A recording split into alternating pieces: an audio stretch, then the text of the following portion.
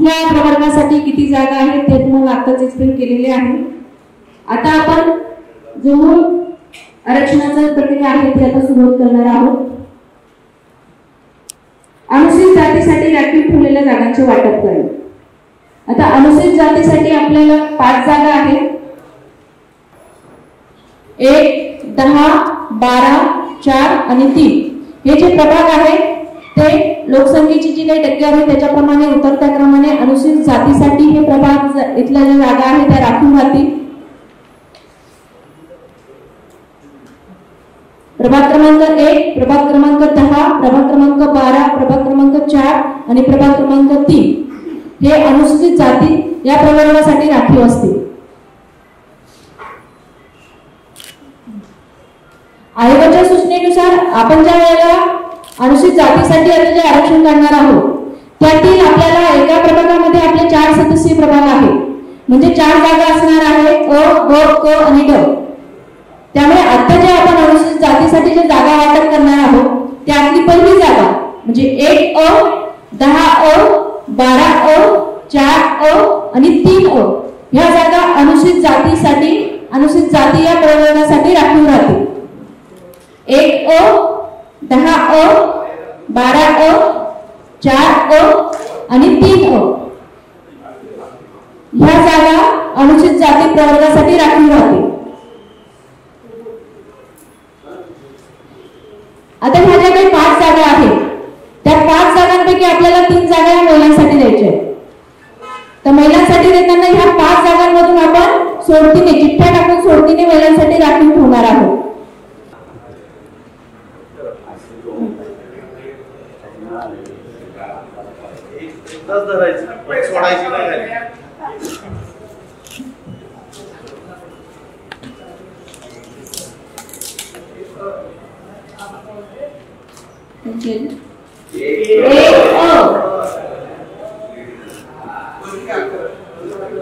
एक अ ही जागा अनुसूचित जाती महिला प्रवर्गासाठी राखीव।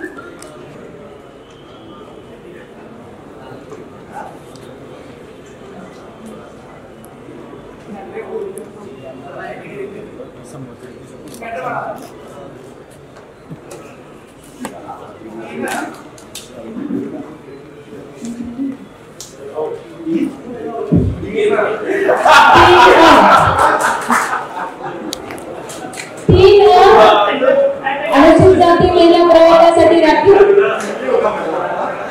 आपण आता अनुसूचित जाती याचं आरक्षण पाहिलं तर महिलांसाठी राखीव जे झालेले आहेत प्रभाग तर त्यामध्ये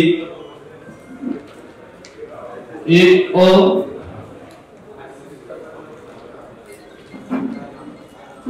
3 अ, 4 अ आणि इतर जे 10 आणि 12 आहेत ते अनुसूचित जाती सर्वसाधारण असेल। पुढे अनुसूचित जमातीच्या जागांची वाटपाची प्रक्रिया सुरू करणार आहोत। आयोगाच्या निर्देशानुसार अनुसूचित जमातीच्या व्यक्तींसाठी महानगरपालिका सदस्यांच्या जागा राखून ठेवण्याकरता प्रथम प्रभागाची मांडणी ही ज्या प्रभागातील अनुसूचित जमातीच्या लोकसंख्येची टक्केवारी त्या प्रभागातील एकूण लोकसंख्येच्या तुलनेत सर्वाधिक असेल अशा प्रभागापासून सुरुवात करून उतरत्या क्रमाने करण्यात येईल। त्यानुसार आपण उतरत्या क्रमाने घेतले असल्यास अनुसूचित जमातीसाठी प्रभाग क्रमांक 3, प्रभाग क्रमांक 2, प्रभाग क्रमांक 11, प्रभाग क्रमांक 18, प्रभाग क्रमांक 3, प्रभाग क्रमांक 2, प्रभाग क्रमांक 11, प्रभाग क्रमांक 18 हे अनुसूचित जमातीच्या प्रवर्गासाठी राखीव असतील। आपल्याला अनुसूचित जमातीच्या 4 जागा राखीव ठेवायच्या आहे। त्या जर आपण लोकसंख्येच्या प्रमाणाच्या उतरत्या क्रमाने जर आपण लावल्या तर प्रभाग क्रमांक 3, प्रभाग क्रमांक 2, प्रभाग क्रमांक 11 आणि प्रभाग क्रमांक 18 हे अनुसूचित जमातीच्या प्रवर्गासाठी राखीव राहतील। आता अनुसूचित जमातीच्या ज्या काही 4 जागा आहेत त्यापैकी आपल्याला 2 जागा या अनुसूचित जमातीच्या महिलांच्या प्रवर्गासाठी सोडतीने निश्चित करायच्या आहेत। आता हे जे काही 4 प्रभाग आहेत त्यामध्ये आपण सोडतीने 2 चिठ्ठ्या महिलांसाठी काढणार आहोत। अर्चना अर्चनाताई चिठ्ठी काढणार आहे. आपल्याला अनुसूचित जमातीच्या महिला प्रवर्गासाठी 2 चिठ्ठ्या काढायच्या आहेत. आता सध्या एक काढ.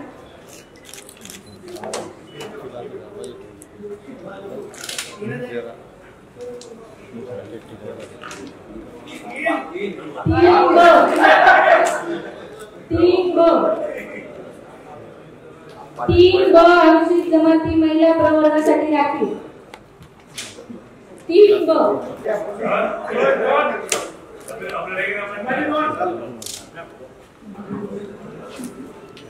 11 अ ही जागा अनुसूचित जमाती महिला प्रवर्गाकरिता राखीव. अनुसूचित जमाती याचं महिला आरक्षण काढलेलं आहे. त्यामध्ये आपल्याकडे 3 ब ही जागा महिलांसाठी राखीव झालेली आहे आणि 11 अ ही सुद्धा अनुसूचित जमाती महिलांसाठी राखीव झालेली आहे. आणि ज्या राहिलेल्या 2 जागा आहेत 2 आणि 18 ह्या अ मधल्या असून त्या अनुसूचित जमाती सर्वसाधारण. आपला अनुसूचित जमाती प्रवर्गासाठी जागा राखीव ठेवण्याची प्रक्रिया पूर्ण झालेली आहे. आता आपण नागरिकांचा मागास प्रवर्गाकरता जे काही जागा वाटप करायचं आहे त्याची प्रक्रिया सुरू करत आहोत. नागरिकांचा मागास प्रवर्गाकरता आपल्याला 20 जागा द्यायच्या आहेत. 20 जागांपैकी 10 जागा या महिलांकरता राखीव राहतील. तर नागरिकांच्या मागास प्रवर्गाकरता देय होत असलेल्या 20 जागांपैकी माननीय राज्य निवडणूक आयोगाचे जे काही निर्देश आहेत त्याच्या अनुषंगाने 20 जागांपैकी अंतिम प्रभाग रचनेतील प्रभाग क्रमांक 1 ते 19 मध्ये प्रत्येक प्रभागाकरता 1 जागा अशा 19 जागा नागरिकांच्या मागास वर्गाकरता थेट नेमून देण्यात येतील. आपले 20 प्रभाग आहे आणि पहिली जी जागा आहे ती 1 ते 19 मध्ये थेट नेमून देण्यात येईल. आताच आपण अनुसूचित जाती आणि अनुसूचित जमातीसाठी ज्या काही राखीव जागा ठेवलेल्या आहेत त्याच्यानंतरची प्रत्येक प्रभागातली जी काही पुढची जागा आहे ती जागा थेट आपण नागरिकांचा मागास प्रवर्गाकरता राखीव ठेवणार आहोत. त्या पद्धतीने 1 ब 2 ब 3 ब 4 ब 5 ब 6 ब 7 ब 8 ब 9 ब 10 ब 11 ब 12 ब 13 ब 14 ब 15 ब 16 ब 17 ब 18 ब 19 अ. आपल्याला नागरिकांचा मागास प्रवर्गाकरता 20 जागा द्यायच्या आहेत. त्यापैकी आयोगाच्या निर्देशानुसार आपण ज्या काही 19 प्रभागांमध्ये 19 या जागा ह्या थेट आपण नेमून दिलेल्या आहेत. आता आपली 20वी जागा आहे. 20वी जी काही जागा आहे ती आपल्याला ज्या ठिकाणी किमान 3 जागा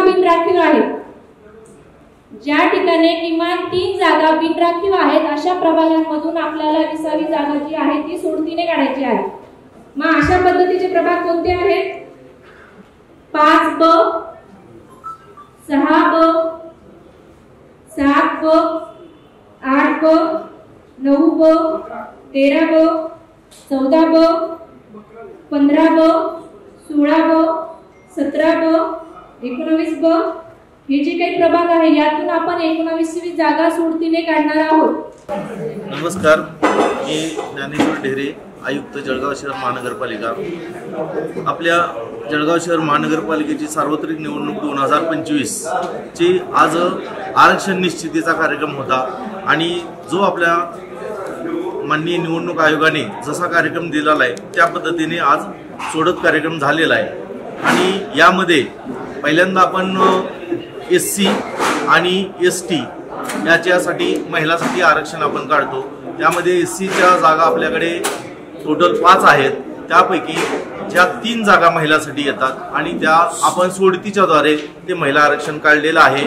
त्याचबरोबर STच्या आपल्याकडे 4 जागा आहेत आणि त्या 4 पैकी 2 जागा महिलांसाठी राखीव आहेत, त्या सुद्धा आपण सोडतीने आज निश्चित करण्यात आलेल्या आहेत।